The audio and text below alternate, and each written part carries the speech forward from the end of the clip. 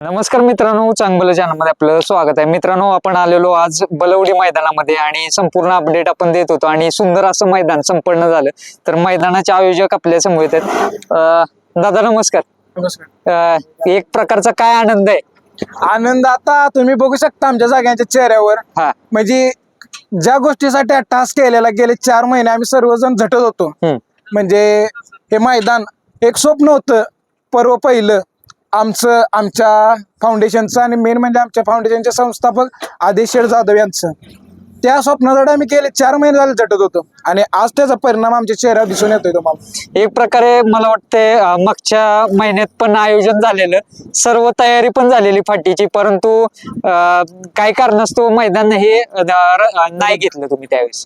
त्याविषयी काय सांगा?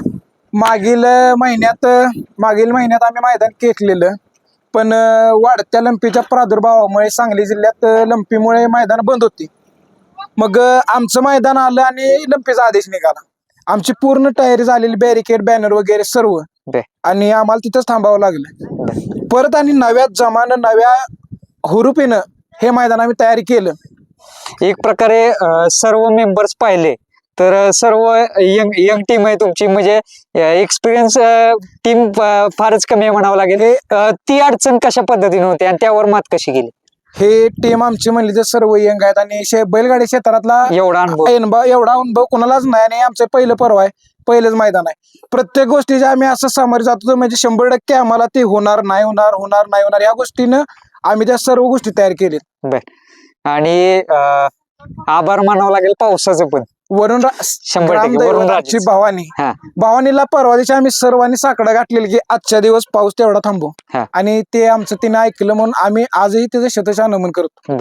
भीती वाटत होती का मनामध्ये? भीती तर खूप होती. मैदान कसं होतंय कसं नाही होत, किंवा आपण पहिल्यांदाच यामध्ये आणि निकालाच्या बाबतीत बघतो बाहेर गेले भांडणं होतात वगैरे, भीती तर वाटत होती. पण आता मैदान संपन्न झालं, एवढा आनंद झालाय ना की म्हणजे कशासाठी एवढं करत होतं गेले 4 महिने झालं ते आज कळून आले. आणि अक्षरशः विशेष म्हणजे आज एक थेंब सुद्धा पाऊस, सकाळी जरा आभाळ आलेलं परंतु दिवसभर अजिबात पाऊस नाही पडला. पाऊस नाही. बर. आता जे निकाल झाले, परत कशा पद्धतीने मैदान संपन्न करावं हे जरा थोडस चॅलेंजिंग असते. ते कशा पद्धतीने टास्क कम्प्लीट केलं? म्हणजे टास्क चॅलेंजिंगच होतं प्रत्येक गोष्टी, पण आमचं फाउंडेशनचे सर्व मुलं आहेत म्हणा किंवा संघटनेचे सर्व कार्यकर्ते आहेत, त्यांनी प्रत्येक गोष्टीत आम्हाला सहकार्य केले, जेणेकरून प्रत्येक विभाग हा प्रत्येकाने वाटून घेतलेला आणि तो त्या विभागासाठी पुरेपूर म्हणजे त्याचा 100 बेस्ट टू बेस्ट देत होता. त्यामुळे हे मैदान पार पडलं. आता बैलगाडी मालकांशी तुम्ही बोलला असाल मगाशी बक्षीस देताना, त्यांच्या काय प्रतिक्रिया होत्या? त्यांच्या प्रतिक्रिया अशा आहेत, म्हणजे आता ते तर सांगतायत की बाबांनो आतापर्यंत असं मैदान आम्ही तर पाहिलं नाही म्हणून. मग तोच आम्हाला आनंद आहे आमच्यासाठी की बाबा भले आम्ही आता खरं सांगायचं म्हणलं तर हे मैदान घेऊन आम्ही कमीत कमी 3 लाख रुपये लॉस मध्ये आहोत, पण त्यांचे ते शब्द ऐकून आम्हाला आज आनंद होतो. एकूण खर्च किती झाला मैदानाला? सर्व म्हणजे बॅनर झाले, सर्व मंडप झाले, सर्व टोटल खर्च ह्या मैदानाचा आणि मागील मैदानात धरून 4 लाख रुपये झाला. आणि गाडीची नोंद आपल्याला कमी झालेली. बैलगाडी मालकांनी प्रतिसाद द्यावा दरवेळी, जेणेकरून पुढल्या पर्वाला आम्ही अजून एक्स्ट्रा काहीतरी करीन त्या हिशोबाने. पुढचं पर्व पण आम्हाला लवकरच बघायला भेटेल. लवकरच आता पुढचं पर्व मिळेल तुम्हाला, जेणेकरून आमच्या गावची अष्टमी असते एप्रिल महिन्यामध्ये, चैत्र यात्रा, श्री सिद्धनाथ यात्रा म्हणून. त्या वेळी आम्ही दुसरं पर्व आमचं करणार आहोत. त्यावेळेस बक्षीस बक्षीस ह्याच्याहून डबल, कारण की बक्षीसदात्यांची बलवडीला काही कमी नाहीये. दानशूर व्यक्तिमत्व आहेत सगळे, आणि प्रयत्न राहील ह्या मैदानापेक्षा डबल करण्याचा. या मैदानामध्ये विशेष म्हणजे सुट्टी मेकर ड्रायव्हर झाले त्यांचा पण विचार करण्यात आला, आणि मेन म्हणजे जी घरातली लक्ष्मी असते बैलगाडी मालकांच्या, त्यांचा पण विचार करण्यात आला. लक्ष्मी म्हणजे ग्रामदैवत भवानी असल्यामुळे आम्ही तो विचार घेतला.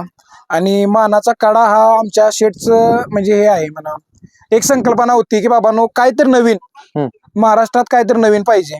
बक्षीस तर सगळीकडेच आहेत, डाली तर सगळीकडेच आहेत, वेगळं काहीतरी. आता आपलं बघायला गेला तुम्ही तर की महाराष्ट्रातलं सगळ्यात वेगळं मैदान म्हणून आपल्याकडे बघितलं जातं आज. म्हणून हे शेठच्या संकल्पनेतनं हे कडे आम्ही ठेवलेले होते, आणि त्यांचे बक्षीसदाते सुद्धा शेठच होते आमचे. किती दिवस तयारी सुरू होती? तयारी कमीत कमी आम्ही 2 मैदानाची झाली ना. मग ह्या मैदानाची मागल्या मैदानात टोटल आम्ही 3 महिने तयारी करत होतो. 3 महिने तयारीत होतो. आणि सर्वात महत्वाचं म्हणजे 4 ते 5 दिवस असतात मैदानापूर्वीचे. पूर्वीचे झोप झाली का सर्वांची? झोप तुम्ही त्या दिवशी लॉट काढताना होता, संध्याकाळी आपण सगळी किती 1:30 वाजता झोपलो आणि 4ला तर आपण मैदानात हजर होतो. मित्रांनो, मानलं पाहिजे मुलांना, कारण अक्षरशः काय काय वेळेस रात्र झाली, 12, 1, 2 वाजलेत. काल रात्री पण उशीर झाला, त्याच्या आधी पण बराचसा उशीर झालेला, पण अक्षरशः बिन जेवता पण झोपलेत बरेचसे जण. म्हणजे ह्यालाच म्हणतात ना, डेडिकेशन लागतं. एखादं बाबा आपल्याला काम करायचे तर त्यात डेडिकेशन पूर्ण दिलं तर ते सक्सेस होते. तुम्हाला मी मगाशी बोललो, एक स्वप्न होतं, ज्या स्वप्नासाठी हे सर्वजण झटत होते. हा. आज हे आमचे अध्यक्ष आहेत, उपाध्यक्ष आहेत, सर्वजण कामाची माणसं आहेत. आज अध्यक्ष आमच्या आटपाडीतून आलेत, 4 दिवस झाले इथं काढतायत. उपाध्यक्ष आमचे आहेत, सगळे म्हणजे जीवाचं रान करण्यासाठी झटत होते. आणि त्यांच्या प्रयत्नांना यश आलं, आमचं स्वप्न साकार झालं, एवढंच म्हणे. कट काढताना इथं नेटवर्क नसल्यामुळे आम्हाला खानापूरमध्ये अर्जंट जावं लागलं. मित्रांनो, नेटवर्कचा काही इश्यू झाला. पहिल्यांदा भावांनी मातेच्या मंदिरात गेलो, पण तिथे नेटवर्कचा इश्यू होता. मग खानापूरला गेलो. खानापूर जवळपास 7 ते 8 किलोमीटर आहे. तिथं जाऊन पण नेटवर्कचा इश्यू पावसामुळे होत होता, त्यामुळे जरा उशीर झाला रात्री, पण व्यवस्थित झालं सर्व काही. आणि एक आनंदाची गोष्ट मी सांगू इच्छितो तुम्हाला, आमचं आज हे मैदान पार पडलं आणि आमच्या शेटच्या आणि फाउंडेशनच्या संकल्पनेतून महाराष्ट्रातली सगळ्यात मोठी आणि युनिक गौशाळा बलवडीमध्ये आम्ही बांधण्याचा प्रयत्न करणार आहोत. आणि त्यासाठी आम्हाला सर्वांचं सपोर्ट साथ द्यावी हीच विनंती. महाराष्ट्र सर्वात मोठी गौशाळा, महाराष्ट्रातील सर्वात मोठी आणि युनिक गौशाळा, आधुनिक पद्धतीची. काय वेगळे पण असणार आहे असं? म्हणजे वेगळे पण म्हणजे एसी, गायांसाठी आम्ही एसी लावणार आहोत. एसी म्हणा, मुक्त गोठा, सभागृह, बाकीच्या ज्या बाबी आहेत आम्ही ते स्ट्रक्चर पण काढा दिलेला आहे. थोडे दिवस तुम्हाला ते पण होईल उघड. कोणत्या जातीच्या गायी असतील? कसं आपल्या खिलार जाती. खिलार म्हणजे एक गोसंवर्धन पण करणार आहे म्हणा. ते सुंदर संकल्पना आहे मित्रांनो, आणि एक चांगला प्रतिसाद द्या त्यांना, कारण यंग टीम एवढी प्रोत्साहन दिलं पाहिजे त्यांना. एवढं का जर चांगले पॉझिटिव्ह विचार असतील तर त्याला कुठेतरी प्रोत्साहन आणि प्रतिसाद चांगला दिला पाहिजे म्हणावं लागेल. ते म्हणतात ना, घरात माय आणि गोट्यात गाय, ह्या संकल्पनेतूनच आम्ही चाललोय की बाबांनो, महाराष्ट्रातली सगळ्यात मोठी गौशाळा आपल्याला बलवडी साकारायची, जेणेकरून बलवडीचं नाव हे कानाकोपऱ्यात गेलं पाहिजे. मैदानासाठी बरेचसे बक्षीसदाते होते, त्यांच्याविषयी काय सांगेल? प्रथम तर मी सर्वांना हे करतो की आमच्या फाउंडेशन तर्फे जर कोणाचे मन दुखले असतील किंवा कोणाचा सत्कार राहिले असतील तर आम्हाला क्षमा करा, कारण की गडबडीचे एवढी होती की सर्वांकडे लक्ष देणं जमलं नाही. आणि अजून एकदा मी त्यांची माफी मागतो आणि बक्षीसदात्यांचा आम्ही मनापासून आभार मानतो की बाबांनो, आम्हाला त्यांनी त्या योग्य समजलं. आज म्हणजे गावामध्ये चेष्टा नाही की बाबांनो आम्ही हाक दिली ना, आम्हाला असेच 3-3.5 लाख रुपये कोणीही द्यावं, म्हणून आम्ही प्रथमतः त्यांचा आभार व्यक्त करतो, ज्यांनी आम्हाला ह्या योग्य समजलं की बाबांनो हे पोरं काहीतरी करू शकतात, म्हणून मी त्यांचा अजून एकदा आभार मानतो. पहिलं पर्व प्रतिम झालंय. सरकार केसरी दुसऱ्या पर्वाला यायला लागतंय.